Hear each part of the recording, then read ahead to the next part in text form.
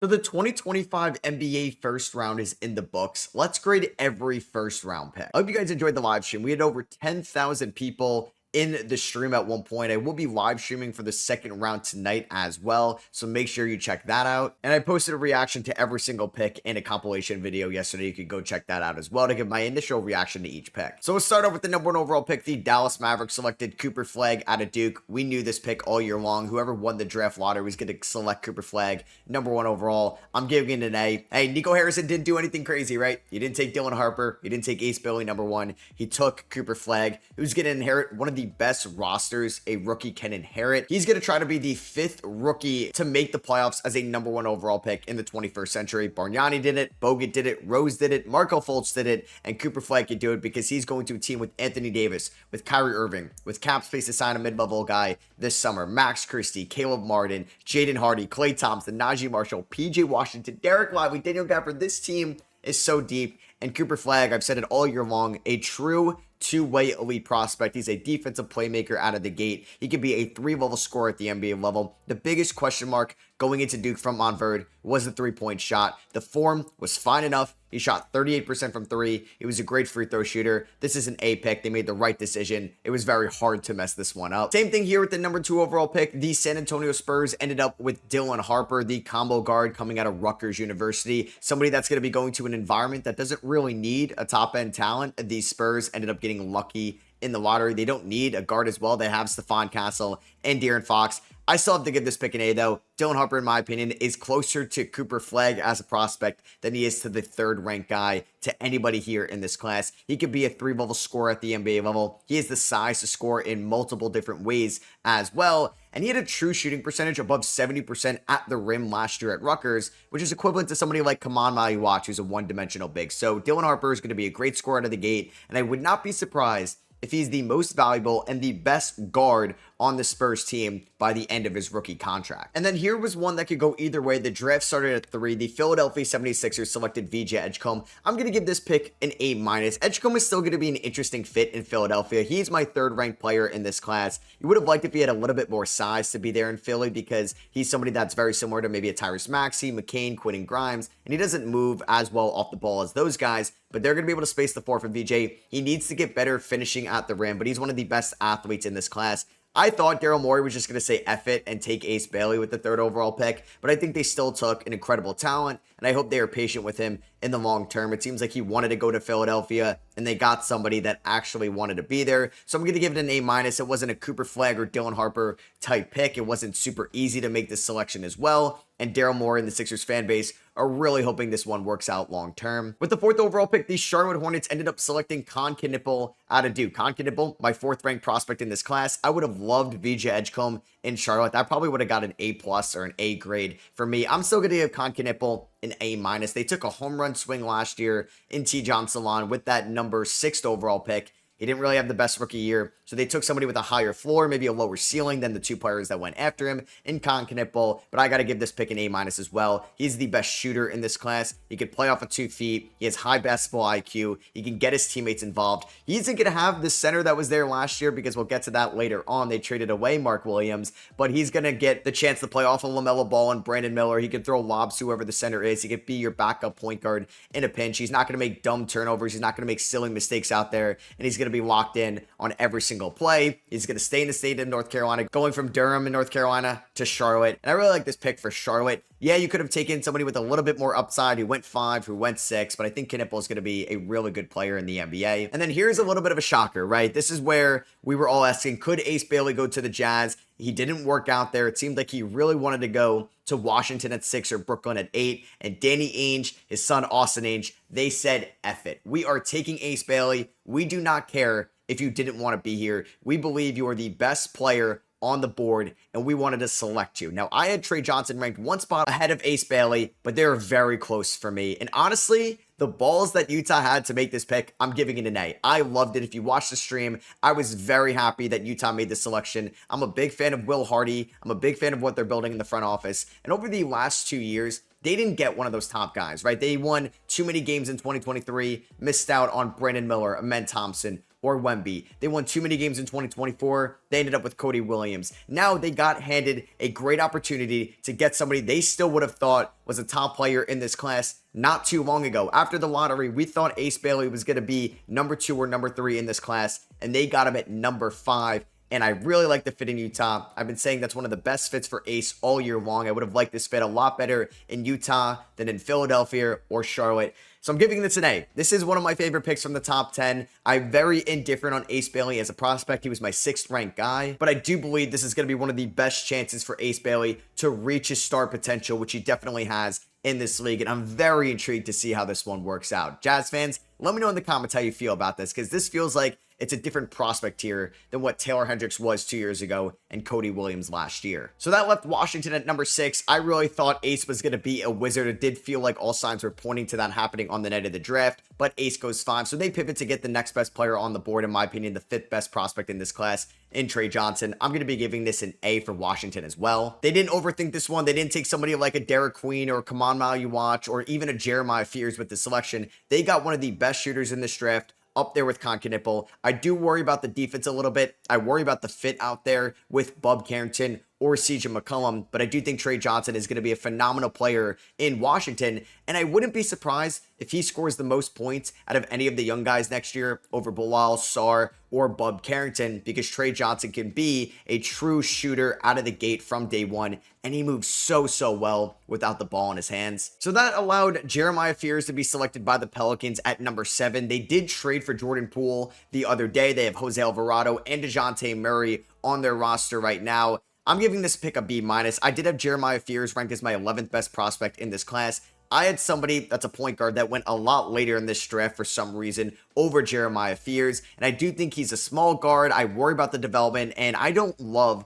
what New Orleans is currently building. He's going into a locker room where the veterans are hurt DeJounte Murray, Jordan Poole, and Zion Williamson. Maybe not the veteran leadership that you want when you're a very young point guard prospect trying to grow. Willie Green could get fired in a year from now. They have a new general manager in Joe Dumars. It does feel like it's somewhat of a dysfunctional organization right now because of ownership. I'm giving this pick a B-. I don't feel like this is the best chance for Jeremiah Fears to grow. I would have liked him a little bit more in Washington and a lot more in Brooklyn. And that allowed for my first whoa of the NBA draft, where Egor, my 22nd ranked prospect, I had him mock 13 to the Atlanta Hawks. He goes 8 to the Brooklyn Nets. And this is going to start a wild trend of Brooklyn Nets picks because they kept 5 of them. A 6th of this video is grading the Brooklyn Nets NBA draft. I'm giving this a C. It's one of my lowest picks so far. Egor Demin is a complete wild card. He ended up shooting 37% from the field, 22% from 3, and 72% from the free throw line over his final 28 games. So basically the start of conference play, conference tournament play, and the March Madness tournament. So against the best opponents, because if you look at BYU's non-conference schedule, it is playing like high schoolers or middle schoolers, essentially, to what BYU has talent-wise. And Demin could not hit a shot whatsoever. I don't think he's as twitchy with the ball in his hands. Now, he's a phenomenal passer. He's got great court vision for somebody at his size at 6'9". The Nets are really banking on his shot developing. And if you look at the trend of Nets picks here, they are head scratchers. So I got to give this pick a C. I thought there was 6, 7, 8 guys they could have taken here. I would have liked Kasparas, Jakucionis, Carter Bryant, Khaman Maluach. Even if they took Derik Queen here, I could see that vision. So at number 9, Toronto took Colin Murray-Boyles. I'm going to give this one a B. It was a little bit of a shocker when it happened. I felt like this was either going to be Khaman Maluach or Carter Bryant. Those guys screamed Masai Ujiri prospects, but they took Colin Murray-Boyles, who has a massive swing skill. If he could be a league average shooter, he could be a top 10 player in this class because he's an NBA level defender. He's super strong and physical. He has phenomenal court vision out of the post, and he can score inside. The Raptors were one of the worst teams scoring in the paint last year, so I see the need for Colin Murray-Boyles. I would have preferred Khaman Maluach or Carter Bryant on the board for them. That's why I'm giving it a B, but I still think Murray-Boyles can be a good player in Toronto. It's a deep team with young talent right now, given they had Walter, Mobo, and Shed from last year's draft. Grady Dick and Ochai Agbaji on this team as well, still trying to develop. With the 10th overall pick, the Phoenix Suns got Khaman Maluach. Now, they also made a trade simultaneously with this happening, which was kind of like, whoa, the Phoenix Suns are making moves. They traded pick 29 and a bad swap, like not really a great draft pick in 2029. It's a least favorable first between Cleveland, Utah, and Minnesota. There's a good chance at least one of those teams can be really good then, and you get that pick. You get the worst one out of the 3 for Mark Williams. So they added Mark Williams in the trade market, and they draft Khaman Maluach, the consensus best center in this class, I have to give this an A. This team had horrible, probably the worst center play last year. Their fans had to watch Mason Plumlee and Yusuf Nurkic at one point. And now they have Mark Williams and Khaman Maluach. So everything considered, this is easy an A. I loved what Phoenix did on the night of the 2025 draft, which is a breath of fresh air given how dysfunctional they've been over the last year or so. Then at 11, Memphis decided to trade up. They traded a future Orlando first-round pick they got in the Desmond Bein deal and some seconds to get Cedric out of Washington State. A major draft riser. He played at Division III a few years ago, 2 years at Eastern Washington, and just 6 games at Washington State, but he was dominant in those 6 games. And him getting a season-ending injury in that 6th game actually helped out his draft stock. He killed workouts, and I really think Zach Kleiman and the analytical way they think over there in Memphis is going to be a match made in heaven for Cedric Howard. Him, Gigi Jackson, Vince Williams, and Jalen Wells on the perimeter next year is very exciting in Memphis, and I think he could be a great complementary 2-guard to Ja Morant going forward. I'm going to give this pick a B+. I'm a big fan of it in Memphis. And then the Chicago Bulls decided to take Noa Essengue from Ratio Farm here at 12. I'm giving this a C+. I did have Essengue around this range on my big board. I do not like the fit in Chicago. They didn't really work him out. He left his team in the German finals to come over and attend the NBA draft, which I don't really have a major problem with, but he didn't have a formal workout with the Bulls. He apparently had a secret workout with the Toronto Raptors. He's somebody that also needs to develop a shot. He needs to get stronger, needs to get more physical. I would have liked if he ended up in like an OKC or a Minnesota where he would have had time to develop. He's going to be thrown into the fire in Chicago for a team that wants to half win, half lose every single year. I'm giving it a C+. Derik Queen I thought would have been a little bit more exciting. Carter Bryant was still on the board. It's a big whiff there by Chicago in my opinion. And then 13 here, the New Orleans Pelicans made a head-scratching trade. They traded away the swap best between Milwaukee and New Orleans in 2026 to Atlanta to move up from 23 to 13. What if Milwaukee trades out? What if Milwaukee is just bad next year? What if you are bad next year and you gave that pick to Atlanta for Derik Queen? I think Derik Queen is a fascinating prospect. I had a tough job evaluating him. I was a little bit lower on him than the consensus. I'm not a big buyer in the shot or the defense whatsoever. What's his fit in New Orleans? I'd rather Derik Queen go to Portland, rather him go to San Antonio, rather him go to Chicago than New Orleans, because I talked about the dysfunctionality with that franchise when I talked about Jeremiah Fears. What's his fit? Is Zion going to be the point guard? Is Zion going to be the power forward? Queen can't shoot. You can't play him out there with Yves Missi. I just feel like weird talent out with weird talent, and it's just not going to gel whatsoever. And I feel like they're going to be in a rude awakening for the 2026 season. I was not a big fan of the Pelican draft. It's exciting on paper. I just don't think it fits very well. Because then Carter Bryant goes 14 to the San Antonio Spurs. This is an A+ draft for the Spurs. If you combine Dylan Harper at 2, which is an A, and Carter Bryant at 14, which is an A in my opinion. He's somebody that has such good 3-and-D potential in this league. I like him more than Essengue, Coward, Demin, Colin, Murray-Boyles, all guys that went ahead of him, because Bryant, in my opinion, can guard multiple positions. He's strong, he's physical, he can get downhill, and he's going to be a great spot-up shooter. And he's going to get so many open looks like he did at Arizona, in San Antonio, playing around Wemby, Harper, Castle, and Fox. This is a match made in heaven and a perfect fit for Carter Bryant's development. It's an easy A. 15, the Oklahoma City Thunder took Thomas Sorber, the big man out of Georgetown. He suffered a foot injury that cut his season short for the Hoyas this past season. I got to give it a B+ though. The Thunder had plenty of big man injuries this year. The year they won it all, Chet got hurt, J. Will got hurt, Hartenstein got hurt, J-Dub had to play center at one point. Isaiah Hartenstein with the second apron movement might not be on this team after the 2026 season, so Thomas Sorber could be a rotational big man for you down the line. He's a good rim protector. I believe the shot could be something at the NBA level, and if Sam Presti likes him, I gotta like him as well. B+ grade. And then here is where I had the most shocking reaction, I think, since covering the draft. The Portland Trailblazers, who traded down with Memphis from 11 to 16, right? They pick up that Orlando future first rounder. Thank God they didn't take this guy at 11. They took Hansen Yang from China in the CBA. A interesting league that doesn't have a lot of competition. Scoring is inflated. He was in the summer league last year. He wasn't great, but he had a really good combine. Apparently had a good workout. He's a very crafty big man with high basketball IQ, but he has so much to learn. And Portland drafted a center last year in Donovan Clingan.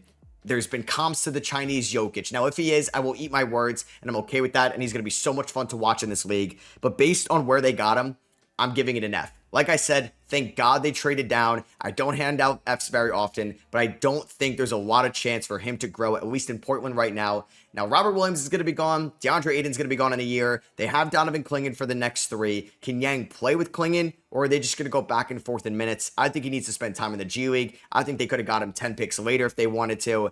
I'm giving it an F. I really want him to pan out, and I hope I'm wrong, and I hope I can react to this in 5 years and look like an absolute idiot. But right now, based on how the draft falled out, I have to give it an F. I had him ranked 37th on my big board. Oh my God. What? You gotta be kidding me. No. People were saying that in the chat. I thought they were joking because it's so outlandish. He's not even sitting in the green room. He's in the crowd. Holy shit. Holy shit. Hansen Yang with 16. No way. Portland. Joe Cronin. What are we doing? Oh my God.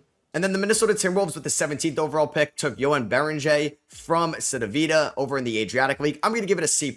Now, they took him to basically be the replacement to Rudy Gobert in a few years. He has a lot of room for growth as well. I would have liked for somebody that can help them next year, and maybe Berenje can help them next year, and I just didn't evaluate him properly. But I think he needs to work on his feel around the rim. I think he needs to get more physical inside. I think he needs to do a better job running up and down the floor, finding that motor, not taking plays off. And Minnesota wants to win an NBA title. They were in the Western Conference Finals the last 2 years. I just can't see Berenje playing in the conference finals next year if they're in it. But I could be wrong, and I could look funny giving this a C+. The Utah Jazz traded multiple seconds to trade with Washington to move up 3 spots to select Walter Clayton Jr. out of Florida. I assume that maybe Miami really wanted to take him at 20, so they leapfrogged them to take Walter Clayton. I'm going to give this pick a B. I like Clayton as a prospect. There's definitely some other point guards I liked on the board, given who Miami got at 20. I would have given that a lot better of a grade. Clayton, though, elite shooter, needs to work on the defense, not super physical, not super big, but plays very hard, struggles at the rim at times as well, and is going to be just thrown with a bunch of guards there in Utah. Collier, Keontae George, Colin Sexton, Jordan Clarkson for now. I do hope, though, he could play for them. I kind of wanted to see him go to a good team, not a rebuilding team. And then the Brooklyn Nets at 19. They already took Egor Demin at 8. They took Nolan Traore at 19. I had Nolan Traore as my 18th ranked prospect.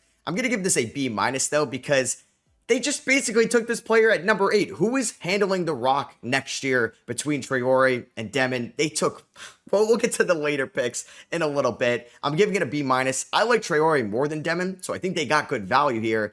I just thought there was so many more interesting players on the board, like Kasparas, Jakucionis, who went 20th to the Miami Heat. I'm giving this an A+. Kasparas was my 7th ranked prospect, and he fell into the Miami Heat's lap. He's bigger, more physical, and a better passer than Jeremiah Fears, in my opinion. He can finish at the rim better than Fears. He's a better shooter than Fears, and he's not much older than Jeremiah Fears either. And he ended up going 13 spots later. I had him ranked 4 spots higher on my big board. Incredible value for the Miami Heat. I know they made some questionable decisions over the last few years, but I don't think this is one of them. They're going to make some teams that passed up on Kasparas really regret it in a few years. I'm so high on him as a prospect. And then at 21, Washington, who traded down with Utah, they went up and got Walter Clayton. They ended up taking Will Riley out of Illinois, so back-to-back Fighting Illini. I'm giving this a B. This is a Will Dawkins type pick, the main decision maker over there in Washington, and I think Riley's going to have a chance to grow in DC. Definitely going to spend some time with the Capital City Go-Go over there on the G League squad, but I think there's some intriguing two-man lineups with him and Keyshawn George and their size and versatility coming off the bench. I do think he's going to be an interesting player year 3 and year 4 of that rookie deal. Definitely going to have some growing pains, because if he can't knock down shots, because he didn't do it at an efficient clip last year, he's not really going to be in the NBA for a long time. Then the Nets had their 3rd first rounder. They took Drake Powell out of UNC. I'm going to give this one a B-. I do think Drake Powell was a little bit of a reach here. I had him ranked a lot lower on my big board, but I wasn't shocked that he went in the first round. I had him mocked in that 26-27 range to Brooklyn, so this one didn't shock me too much, and at least it's a different type of player. Not a point guard here. Somebody that has a crazy wingspan, can guard multiple positions, shot 37% from 3 at UNC last year as a stand in the corner guy. Needs to work on the form a little bit, but I like the upside. That was the definition of the Nets draft. And then here at 23, the Atlanta Hawks, who traded down with the New Orleans Pelicans. They also got Kristaps Porzingis the other day. They had Asa Newell. I like this pick a lot. I'm giving it a B+. I think this is a great fit in Atlanta. I wouldn't have minded this pick if they took Asa at 13. They get him 10 spots later at 23. A great lob threat for Trae Young. I think he's going to be a better shooter at the NBA level than a Derik Queen in this class, and he's somebody that can set screens, and he's going to really develop nicely just playing with Trae Young, one of the best initiators in the NBA, a great spot for a young big. And then here at 24, the Sacramento Kings traded a future protected first round pick from the San Antonio Spurs to OKC to select Nique Clifford. We didn't really expect OKC to make 2 first-round picks here, given all their depth and financial restrictions right now. I'm giving this an A- for Sacramento. I don't think that pick is going to make them lose any sleep, and there's a little risk to that ever becoming something, because it's 1-16 protected for the Spurs in a few years. So if they make the playoffs, hey, it's not the worst pick giving out to OKC. And then it turns into seconds if it's going to be in the lottery. And Nique Clifford's got a little bit of Josh Hart in him. He can crash the glass. He can knock down threes. He can run in transition. I'm a big fan of this. Sacramento did something right. It's an A-.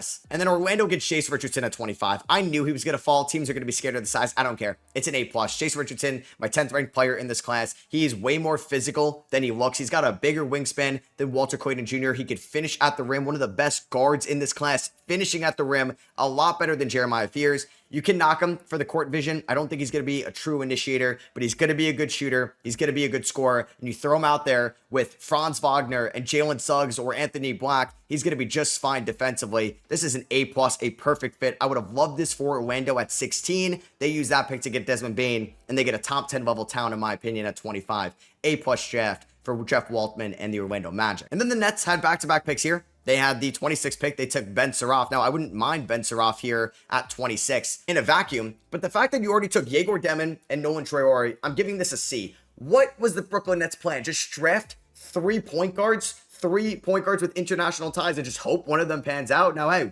one of them could be an all-star. These guys do have all-star potential in them, but man, neither of them could shoot. All of them were poor 3-point shooters this past season. The Nets are going to be a fascinating team to watch. Maybe it works out, maybe it doesn't. Sean Marks in that front office is trying something completely different over there in Brooklyn. I just feel like they had 5 first-round picks. They shockingly kept all of them, and they didn't really take advantage of all that. Now, they got Danny Wolf at 27. I'm giving this a B+. I do think Danny Wolf is better than the 27th overall pick in a draft. He's so creative with the ball in his hands, and hey, they did take, outside of Drake Powell, a lot of guys that can facilitate, make the extra pass, and run the floor. Wolf, Saraf, Traore, and Demin can all do that. I just don't see how they fit whatsoever. And then the Boston Celtics took Hugo Gonzalez here at 28. I'm giving this a D. The Boston Celtics traded away Drew Holiday and Kristaps Porzingis. They're taking a flyer on Hugo Gonzalez, who has never been a good shooter overseas in like 5+ years playing at Real Madrid or in Spain. And I just don't think he's going to fit Joe Mazzulla's system whatsoever. Now, he's definitely going to have to spend some time in Maine and develop, and maybe they believe in the shot. But the Celtics have not had very good luck drafting international prospects in the last decade. Just go take a look at it. 29, the Charlotte Hornets are on the board. They got the 29th pick from Phoenix in the Mark Williams trade. They took Liam McNeely. I'm giving this an A-. I think this is great value for Liam McNeely. He played hurt last year at UConn. I think he played out of position. He just looked gassed at the end of the year. I do think, though, he was a little bit overrated at one point. I thought there could have been a chance he was going to go back to UConn, but you just landed Kon Knueppel and Liam McNeely in the same draft class. I think it's just really good value for McNeely, and you landed 2 shooters with elite shooting upside. And then the LA Clippers with the 30th overall pick took Yannick Niederhauser, a late draft riser because he killed it at the G League Elite Camp. He gets called up to the Combine. The athleticism is on display. Nobody thought at all he was going to be a first-round pick at Penn State this past year. I would have liked Kalkbrenner a little bit more, Maxime Reynau, or how about Rasheer Fleming, who didn't go in the first round. Would have liked him over Conan Niederhauser or Hugo Gonzalez. Definitely Hansen Yang at one point. I'm going to give this pick a B-. I think he could be a fine backup big for the Clippers going forward. Just Rasheer Fleming was on the board. He's basically Derek Jones Jr. for you 2.0. And that is going to be for me. Hope you guys did enjoy me grading every single first-round pick in the 2025 NBA draft. Let me know what you agree with or disagree with. I feel like this is one of the more interesting drafts in a couple years, and I am so excited to watch these prospects. I'm rooting for all of them in their rookie seasons and their careers, and I hope the guys that I just kind of trashed the pick, I hope I'm completely wrong and I look like an idiot, and I hope everybody succeeds. I'm just so excited to watch them in their NBA careers after watching them just play college basketball overseas for the last year plus. And I hope you guys had a great time in the draft stream. If you did enjoy, I would appreciate you dropping a thumbs up. Hit that subscribe button if you're not already. I'm going to be reacting to my way too early mock draft, so you definitely want to be subscribed. It's going to be funny to react to that. And I also got my way too early 2026 mock coming out soon, so make sure you're subscribed. Be on the lookout for that. Turn notifications on. Catch you guys in the next one. Peace.